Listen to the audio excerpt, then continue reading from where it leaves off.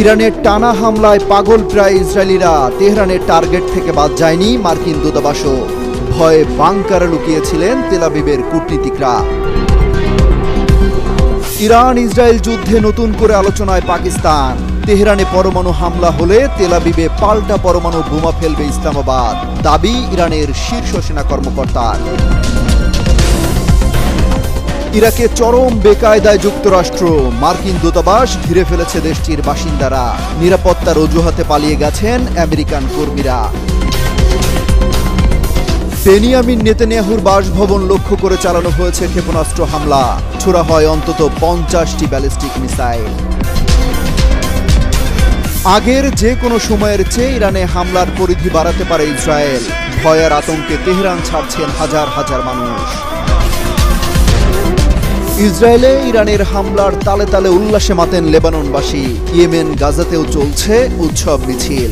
Iran যেন চোখ মুখ বন্ধ করে ইসরায়েলের টানা হামলা চালিয়ে যাচ্ছে। রাত দিন কোনো কিছুই তোয়াক্কা করছে না।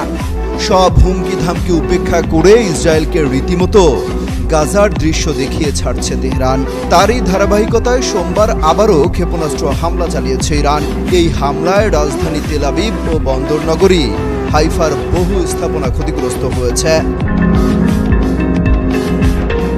শুধু তেল আবিবের সামরিক স্থাপনাই নয়, ইরানের টার্গেট থেকে বাদ যায়নি ইসরায়েলে অবস্থিত মার্কিন দূতাবাসও।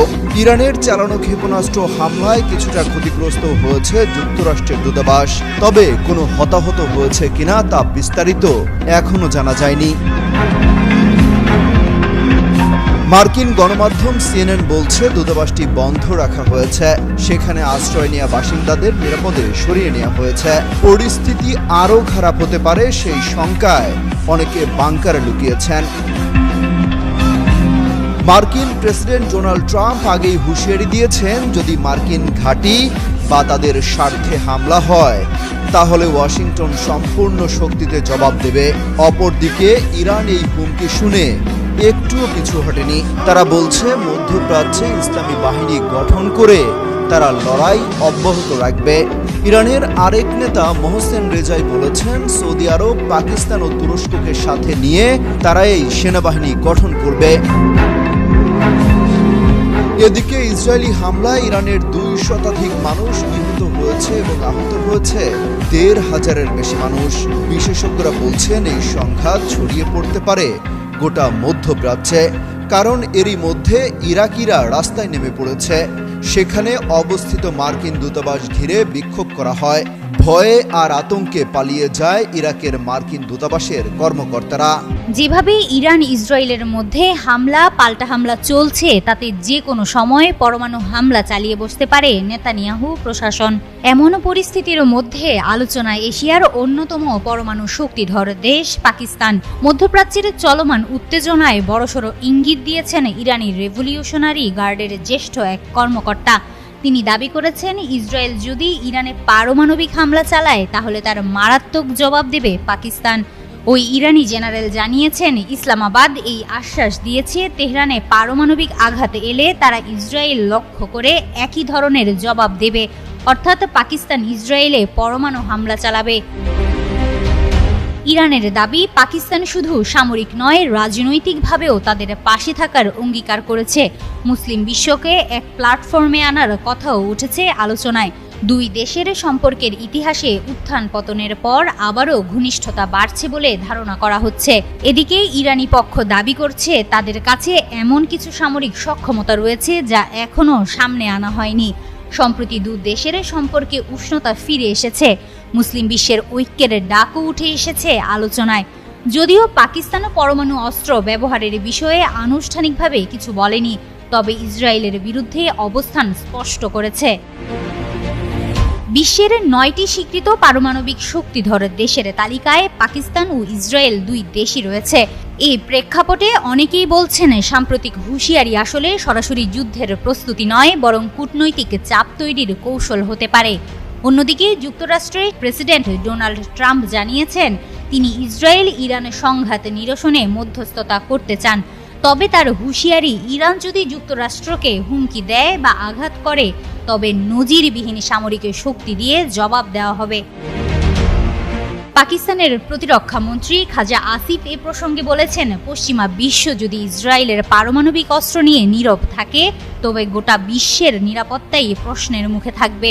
তিনি ইসরায়েলকে অস্থিতিশীল রাষ্ট্র আখ্যা দিয়ে বলেন, তাদের আচরণ পুরো অঞ্চলকে বিপর্যয়ের দিকে ঠেলে দিচ্ছে। হিমাতুল জান্নাত, যুগান্তর নিউজ। গোটা মধ্যপ্রাচ্যে চরম বিপাকে মার্কিন ঘাঁটিগুলো। যে কোনো সময় সব মার্কিন ঘাঁটি ইরানের হামলা টার্গেট হতে পারে বলেও শঙ্কা করা হচ্ছে। এমনটা হলে ইরান ইসরায়েল যুদ্ধে সরাসরি জড়িয়ে পড়বে যুক্তরাষ্ট্র। পরিস্থিতি যখন এমন, তখন ইরাকে অবস্থিত মার্কিন দূতাবাস ঘিরে ফেলেছে ইরাকের বাসিন্দারা। রোববার রাতে শত শত ইরাকি হলুদ পতাকা হাতে মার্কিন দূতাবাসের সামনে বিক্ষোভ করেন। এমনকি ইরানের পতাকা হাতে নিয়ে শোডাউনও দেওয়া হয়। এরপরই ভয় আর আতঙ্কে দূতাবাস ছেড়ে পালিয়ে যান অনেক মার্কিন কর্মকর্তা। যদিও হোয়াইট হাউস বলছে নিরাপত্তার শঙ্কায় তাদের কর্মকর্তাদের সরিয়ে নেওয়া হয়েছে। অনেকে বলছেন ইরানের পাশে যেভাবে ইরাকের মানুষ দাঁড়িয়েছে, এই কারণে আগ্রাসী আচরণ থেকে পিছু হটতে বাধ্য হয়েছে যুক্তরাষ্ট্র।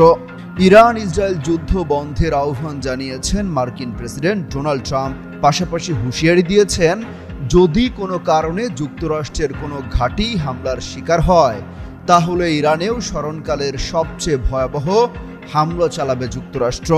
নিরাপত্তা ঝুঁকির কারণে ইরাকের বাগদাদে অবস্থিত মার্কিন কর্মীরা দূতাবাস ছেড়ে অজ্ঞাত স্থানে পালিয়ে যাচ্ছেন। যদিও হোয়াইট হাউস বলছে তাদের ইরাক থেকে সরিয়ে নেওয়া হচ্ছে, তবে সেখানে ইরানের সম্ভাব্য হামলার হুমকির বিষয়টি গোপন করে গেছেন। বুধবার কর্মী সরিয়ে নেওয়ার কার্যক্রম শুরু হয়। বৃহস্পতিবারও এই প্রক্রিয়া অব্যাহত রয়েছে বলে জানা গেছে। যদিও কিছু কর্মকর্তা বলছেন ইরান ইসরায়েল সংঘাতের কারণেই কিছু আমেরিকানকে এই অঞ্চল ছেড়ে যাওয়ার পরামর্শ দেওয়া হয়েছে। ইরান ইরাকের কিছু মার্কিন স্থাপনায় প্রতিশোধমূলক হামলা চালাতে পারে বলে তারা আশঙ্কা করছেন। সিবিএসকে কর্মকর্তারা জানিয়েছেন, মধ্যপ্রাচ্যে মার্কিন রাষ্ট্রদূত স্টিভ উইটকফ রোববার ইরানের সাথে পারমাণবিক কর্মসূচি নিয়ে আলোচনা করার পরিকল্পনা করেছিলেন, কিন্তু পরিস্থিতি বেগতিক দেখে আগেভাগেই দূতাবাস ছেড়ে সবাই পালাচ্ছেন। যুক্তরাষ্ট্র চায় ইরান যেন ইউরেনিয়াম সমৃদ্ধকরণ কার্যক্রম বন্ধ করে। তারা কিছুতেই চায় না তেহরান পারমাণবিক বোমা তৈরির সক্ষমতা অর্জন করুক। এজন্য ডোনাল্ড ট্রাম্পের নির্দেশনায় যুক্তরাষ্ট্র ইরানের সাথে আলোচনার উদ্যোগ নেয়। আলোচনায় প্রস্তাব আসে সমৃদ্ধকরণ কার্যক্রম বন্ধের বিনিময়ে তেহরানের উপর আরোপিত অর্থনৈতিক নিষেধাজ্ঞা শিথিল করা হবে। সে সঙ্গে হুমকি আসে আলোচনা ব্যর্থ হলে সামরিক পদক্ষেপ নিতে পিছপা হবে না যুক্তরাষ্ট্র। এ পরিস্থিতিতে পাল্টা হুমকি দিয়েছে ইরান। সংঘাত বাঁধলে দেশটি আশপাশের সব মার্কিন সামরিক ঘাঁটিতে হামলা চালাবে। সেসব ঘাঁটি কোন দেশে অবস্থিত সেটাও বিবেচনা করবে না আয়াতুল্লাহ আল খামেনির দেশ। এরপরই শঙ্কা শুরু হয় যুক্তরাষ্ট্রও এই যুদ্ধে জড়িয়ে পড়তে পারে। আশিকুর রহমান, যুগান্তর নিউজ। নজিরবিহীন হামলার শিকার হয়ে ইসরায়েল এখন পাগলা ঘোড়ার মতো হয়ে গেছে। চোখে মুখে অন্ধকার দেখা ইসরায়েল ব্যাপক হারে ইরানে হামলার পরিকল্পনা নিয়েছে, এমন খবর আসছে আন্তর্জাতিক গণমাধ্যমে। পরিস্থিতির ভয়াবহতা আঁচ করতে পেরে আগেভাগে রাজধানী তেহরান ছাড়ছেন ইরানের হাজার হাজার মানুষ। রোববার পেট্রোল পাম্পগুলোতে লম্বা লাইন দেখা গেছে, কারণ সবাই ঘর ছাড়ার আগে জ্বালানি নিতে চায়। স্থানীয়রা বলছেন মানুষ ভয় পেয়ে যাচ্ছে, সবাই ছুটছে নিরাপদ আশ্রয়ের দিকে। তাই যে যেভাবে পারছে নিজের প্রস্তুতি আগেই নিয়ে রাখছে। বাসিন্দাদের অভিযোগ, রাজধানীতে আশ্রয় নেওয়ার মতো নিরাপদ জায়গা নেই। যদি হামলা হয় কোথায় যাবেন তারা? অনেক মানুষ রাজধানী ছেড়ে উত্তর দিকে যাচ্ছে, কারণ সেখানে গ্রাম এলাকা এবং তারা নিজেদের নিরাপদ মনে করছেন। রোববারই ইরান সরকার অস্ত্র কারখানার আশপাশে বসবাসকারী ইরানিদের নিরাপদ স্থানে যেতে বলেছে। একই সাথে গুরুত্বপূর্ণ সামরিক ও বৈজ্ঞানিক স্থাপনার আশপাশে বসবাসকারীদেরও সরে যেতে অনুরোধ করা হয়েছে। রয়টার্সের প্রকাশিত ছবিতে দেখা যাচ্ছে অনেকে আহত, আতঙ্ক হয়ে ঘর এবং এলাকায় ছেড়ে চলে যাচ্ছে। এরই মধ্যে ইসরায়েলের হামলায় ইরানের 2 শতাধিক মানুষের মৃত্যু হয়েছে। এর আগে ইসরায়েলের প্রধানমন্ত্রী বেনিয়ামিন নেতানিয়াহু ক্ষতিগ্রস্ত এলাকা পরিদর্শন করেন। সেখানে তিনি হুঁশিয়ারি দিয়ে বলেন, ইরানকে জ্বালিয়ে দেয়া হবে। অমিত হাসান রবিন, যুগান্তর নিউজ। রোম যখন পুড়ছিল, সম্রাট নিরো তখন বাঁশি বাজাচ্ছিলেন। এখানে এমনটা হয়নি, তবে অনেকটা হয়েছে উল্টোভাবে। ইরান যখন ইসরায়েলে মুহুর্মুহু হামলা চালায়, ঠিক তখনই এভাবে স্যাক্সোফোন বাজিয়ে উল্লাস করেন লেবাননের বাসিন্দারা। তারা যেন ইরানের ছোড়া মিসাইলকে রাতের আধারে উৎসবের আতশবাজি ভেবেই উল্লাসে মাতেন। সেই ভিডিও সামাজিক যোগাযোগ মাধ্যমে ছড়িয়ে পড়েছে। এতে দেখা যায়, যখন মিসাইল হামলা চালাচ্ছে ইরান, তখন রাস্তায় বেরিয়ে এসে ভিডিও করছে আর উল্লাস করছে মানুষ। শুধু লেবাননই নয়, আগের দিন রাতে ইয়েমেনের বাসিন্দারাও বিশাল বড় পর্দায় লাইভ দেখে ইসরায়েলে ইরানের হামলা। যেন ফুটবল বিশ্বকাপে ব্রাজিল আর্জেন্টিনার ম্যাচ দেখার মতো অবস্থা। ফিলিস্তিনি, লেবানন, ইয়েমেন এবং ইরাকের মানুষ ইসরায়েলের বিরুদ্ধে একাট্টা হয়েছে। যে কোনো উপায়ে ইসরায়েল যেন চরম শিক্ষা পায়, সেই চাওয়াই তাদের। ইরাকের মানুষ তো রীতিমতো রাস্তায় বেরিয়ে মার্কিন দূতাবাস ঘিরে মিছিল পর্যন্ত করেছে।